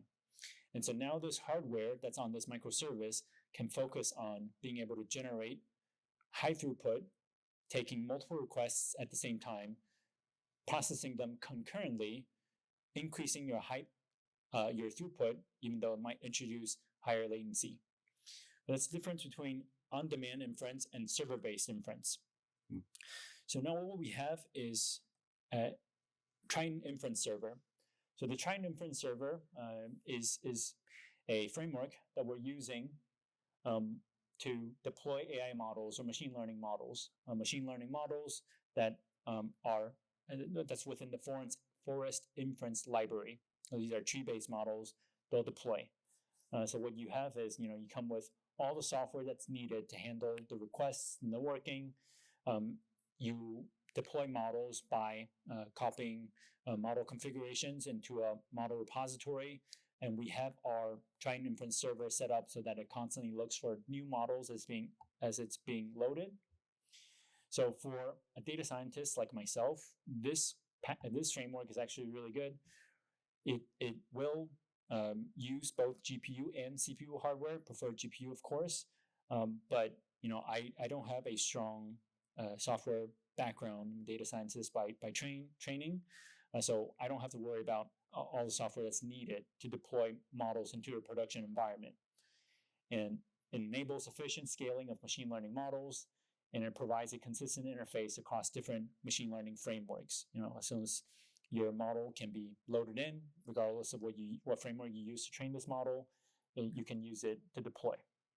And we also include 2 tools in Triton Inference Server that helps you figure out what the right tuning, what the right configuration is for your inference server. So the way that it's going to look, so far we've been using this Jupyter, and what we did was we created a model and we saved it. So what we're going to do is we're actually going to be saving that model, and then we're going to make that model available for the Triton Inference Server, which has already been deployed. You just didn't notice. I deployed a microservice in that same cloud instance that you guys were in. And once we drop this model configuration into the model repository, it'll automatically get picked up. So we're doing real-time inference. Everything kind of stays within this instance, but that's not really how you'd like to use inference microservices.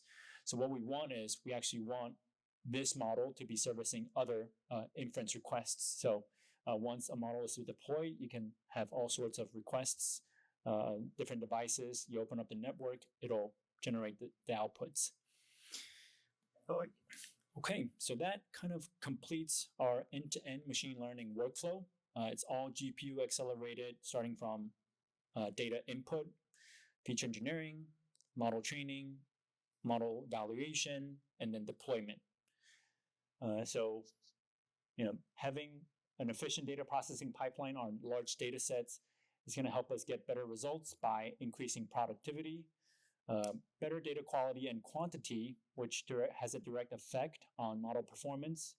You can do more experimentation, by not having to wait for things to complete, getting up, getting coffee, going home, calling it quits.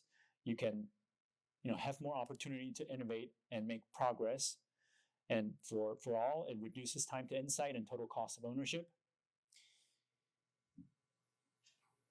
Okay, so Notebook 11 is an opportunity for you to try out deploying the Forest Inference Library, the XGBoost model that you trained onto that Triton Inference Server.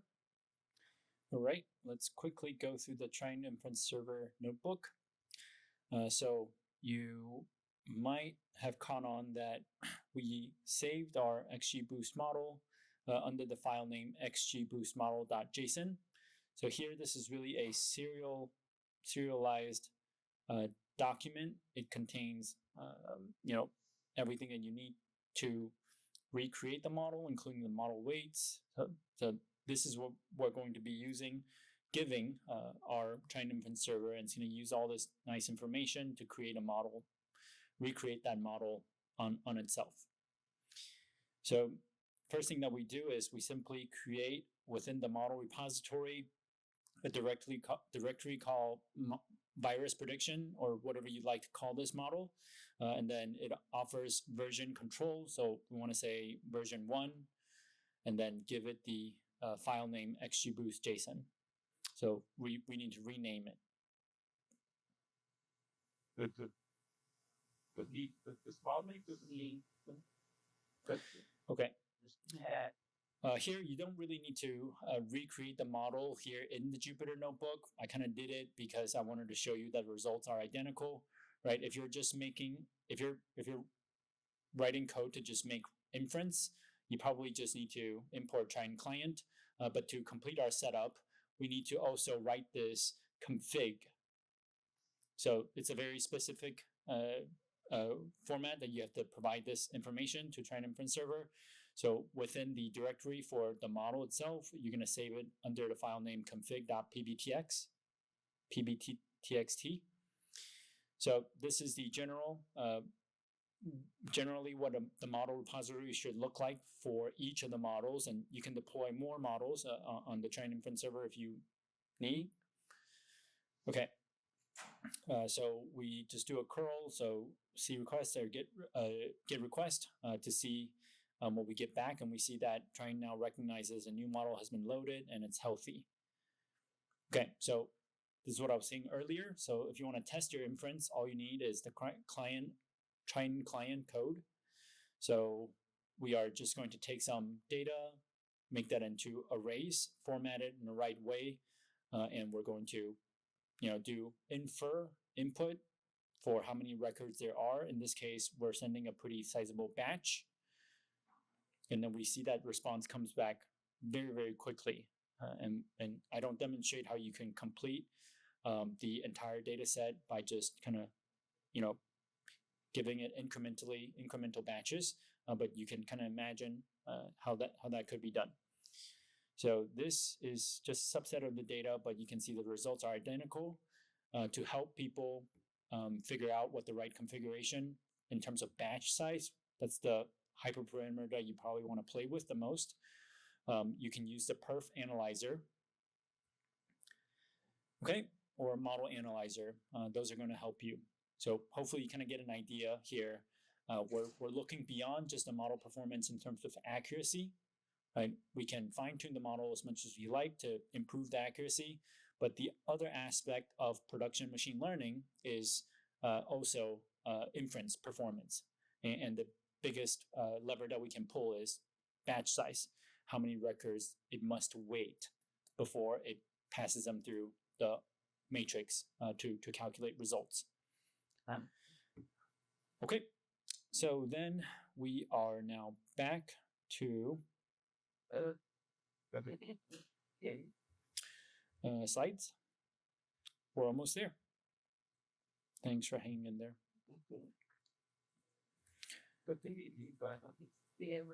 All right, so the machine learning development workflow is often not a linear process. We kind of demonstrated really quickly how you can train a model using a really good algorithm, XGBoost, and deploy that. But in most cases, you're going to want to go back and do what we call model tuning. So model tuning is the process of optimizing a model by adjusting its hyperparameters and performing feature selection to improve performance. Things that you might do under this category, you can do feature engineering, creating more features using cuDF, doing more data transformation, and then training more models, and then figuring out what subset of the features you might want to include, which are just noise that'll actually lower the performance of your accuracy of your models. On the models themselves, you can figure things out like how many trees do I have to build? Do I want to prune any leaves? Hyperparameters include techniques like grid search, random search, or Bayesian optimization on more the advanced side, right?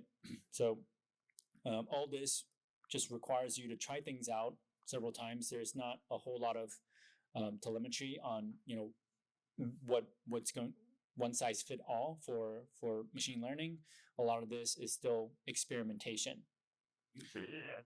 So even the most competitive machine learning model builders, they're going to call this an iterative process, and lots of iteration is involved.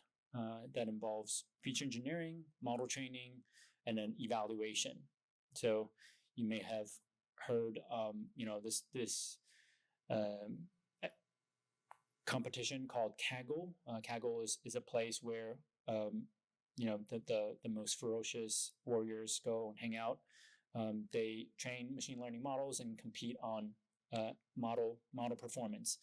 So what we're finding in recent time is that they actually spend a lot of time doing feature engineering. So for your traditional machine learning models, the raw features don't always provide a very clear signal to the models. So sometimes we have to do some feature engineering. So here is some feature engineering techniques that have been shared by my colleagues to have worked well for them. So I'll start with a few that we'll touch on in our hands-on portion. So binning, can improve model performance by simplifying data, reducing noise, and capturing nonlinear relationships. So that zip code, that's a pretty good example of why you might want to convert continuous values into discrete categories, because zip codes, even though they increase the ordinal aspect property of zip code, doesn't actually have any meaning. One zip code is not one more than another. One zip code is not two times another, right? Doesn't really make sense.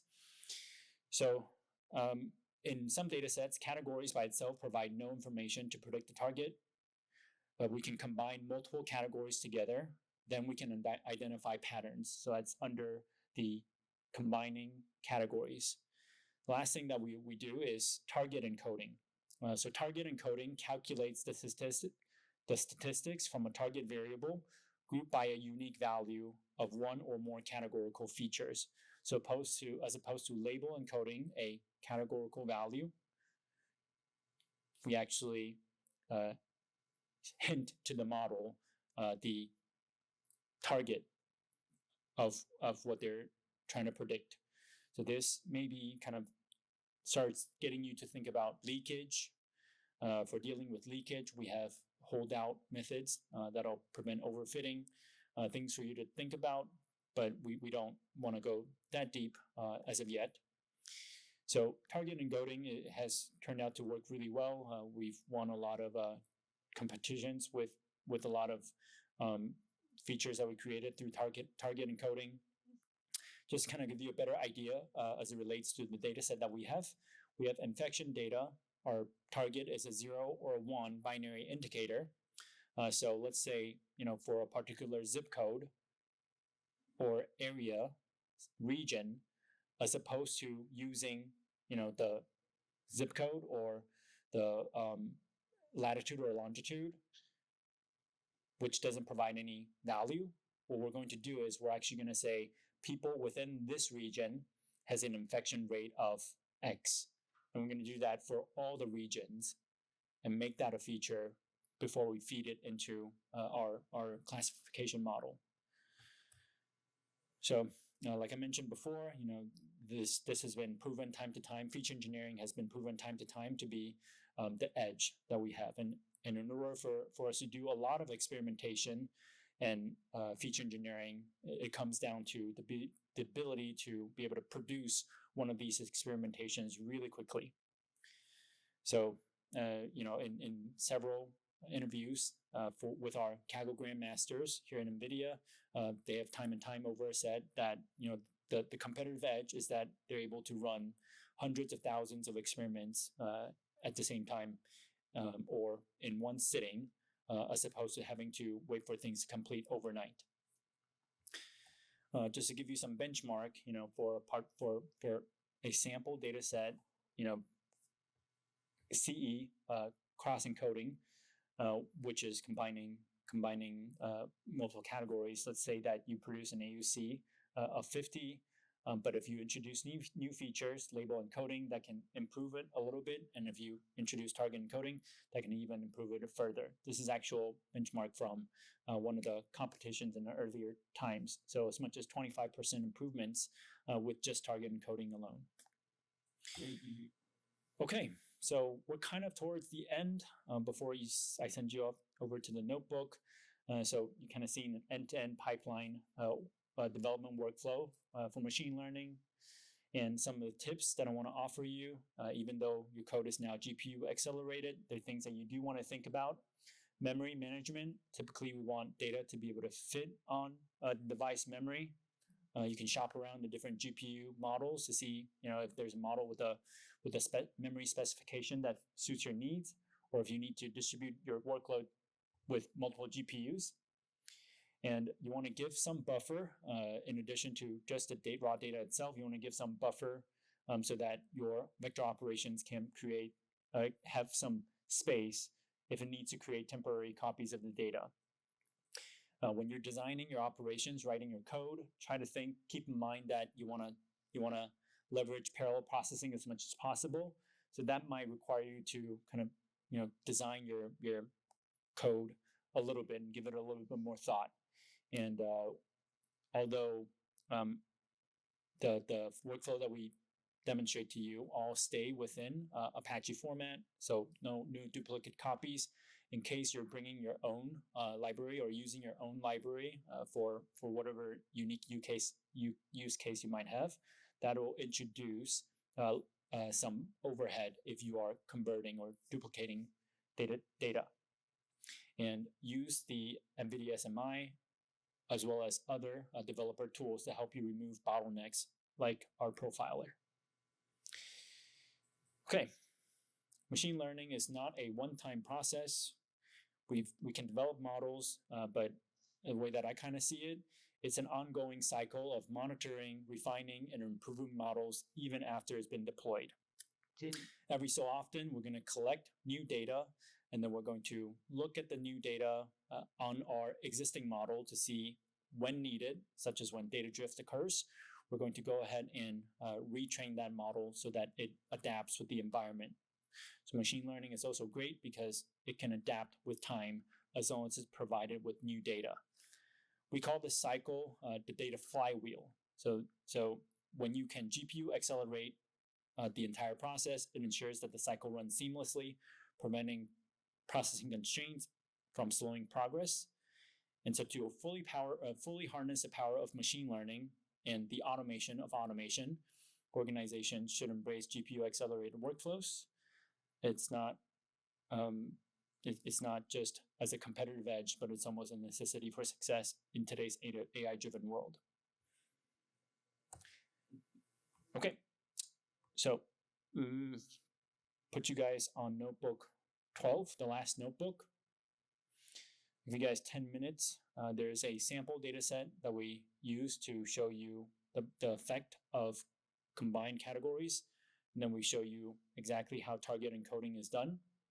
We're able to eke out, I think, like a very small gain on the already 97% model performance, but it gives you an idea of how target encoding can be done. Let's go ahead and take a look. I'll just point out some of the things that are more interesting. So you've seen vast majority of this code already. We're just doing some feature engineering before we do the model training. So to start, we are going to be doing binning. So our northing column, we actually cut that we bin that into 100 different categories, and we just label them 1 through 100. And then we do the same thing with easting. So you can kind of start to visualize that there's this map of UK, and we divide that up into 10,000 squares, and each square has a northing bin value and an easting bin value. Okay. So we kind of move the conversation towards, why do we combine categorical variables? So to kind of give you a really good idea and appreciation for this, I created a sample data set. although there are feature 3 and 4, you probably only need to focus on feature 1 and 2. So the main idea here is, regardless of which feature you use, it always gives us 0.5 predictive power for all these features. So you can see here, if we were to group by and then try to get the average of the mean, the indicator, 0 or 1, we always get 0.5. Okay. Now, if we were to, same with F2, but now instead, if we were to combine them, we can see that the combined indicators, F1 is 0, F2 is 0, and actually gives us, signal that subset has high probability. So 0, 0 for F1, F2 has high probability. So it no longer becomes like a 0.5 because 0.5 is right down the middle, no predictive power. Right? So you can see combining columns can actually give us, start to give us predictive power through the variance. So here you can also see in a graphical illustration, as tree models build, they are looking for splits that gives us information gain, things that have predictive power. So our combined feature, by just simply concatenating the two string values together, will give us a lot more Gini, or information gain, reducing Gini score. Okay. So when we kind of combine those thoughts together, we do target encoding with the combined categories of easting bin and northing bin. So each one of these 10,000 little tiles, we give it a infection rate value. And so we replace them, we add them as a new column to our original data set. So now we have not just northing, easting, we also have the target encoded northing, easting bin, or easting target encoding value. So this is literally the infection rate for this particular point. Okay, they call it the average infection rate for this particular point. You can choose different bin sizes, but at some point you're going to find that there are bins that are only going to have one count in them, one data point in them, and that's not really good.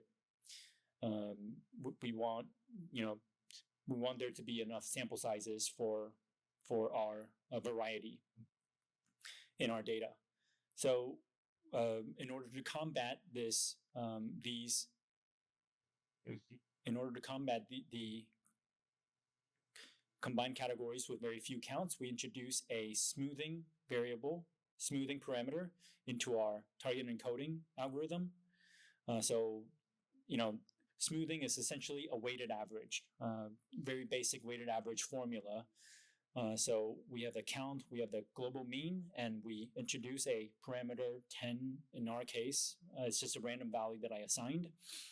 Essentially, you give it a higher value if you want the mean for the categorical mean to be more important, and then you give it a low value if you want the global mean to be more important. So this gives you some ability to adjust the effects or the significance of the target encoding. If a column is all the same value, it has no predictive power, will probably not even be used as a feature by the model. And so you do want some variability, and you can change that with this smoothing parameter. So at the end, we come up with a model, and then we're able to eke out just a slight improvement in our model performance. My kernel timed out, I think, so it didn't finish. All right. Okay, so just a lot of experimentation, trying. Our data set is fairly limited in terms of the number of columns that are available, so I didn't have a whole lot that I could show you guys, but target encoding is a great one. Has helped us a lot, and if you have more features, more than just the 5 that we're using, you can kind of imagine you can have target encoding on random combinations of categorical variables. So I wanted to leave you guys with some intuition on how traditional machine learning is still being used at the in the era of agentic AI. So neural networks are all the rage. Large language models, transformers. Everybody wants to train large language models. They want to be the first to create a foundation model. So where do the non-traditional machine or non-neural network models go? What I'm going to show you is part of this framework called NEMO. So NEMO is our framework for training neural network generative AI models. So to train these models, you need large amounts of data, and you need large amounts of high quality data. So a lot of what we talked about, the machine learning QML, the clustering, the anomaly detection, the data preprocessing, all that is sort of abstracted into this other tool called NEMO Curator. That's a kind of a within NEMO. NEMO Curator, like the name suggests, it's what we use to provide our neural network models with the right data. So agentic AI, you want to create agents that are good at specific tasks. In order to train that agent to be good at specific tasks, you give it specific data. For a Python coder agent, you give it a lot of good, high quality Python code with good comments. So those are characteristics that you want to look for from a vast data set we call the internet. So you grab all the data, but you want to be able to procure the right data set for the model training. And so, NEMO Curator will help us with data download, extraction, data cleaning and language identification, quality filtering, privacy filtering, domain and toxicity classification. So there's that word classification, deduping, and make it scalable. So these are things that are using the tools that we talked about, the machine learning, the pre-processing, the feature engineering. So you can see here on the bottom, Dask, Rapids, cuDF, cuGraph, cuML. That's what NEMO Curator is built on, and NEMO Curator is used to find the data that's going to help us create agents that are good at specific tasks. So if you are wanting to try the libraries that we talked about out today, you can look for NVIDIA CUDA-X Python libraries. The data science libraries tend to fall within the tag Rapids. So you install Rapids, you install everything that we talked about today, or you can install the libraries individually. I kind of like to install Rapids because in addition to what we talked about today, there's also the low-level stuff that comes with the installation, but we don't touch, right? The abstractions use them for us. There are different ways that you can access Rapids. You can install Rapids, Conda, or pip, or you can spin up Docker containers that already have them pre-built. We try to make our libraries as compatible on as big of an ecosystem as we can. So a lot of the cloud service providers already have a version of Rapids, and they'll continuously to be updated, whether it's AWS, GCP, Azure, or Oracle. Okay, and hopefully you get a chance, a flavor of Rapids, and you get a chance to try it out for your own use case. As part of this workshop, you will have we have a promo. You can scan that code or take a picture of it, and then it offers you one of these courses for free. Some of these I created. LLMs are great. Fusion models if you do computer vision. These are kind of a subset specific for data science.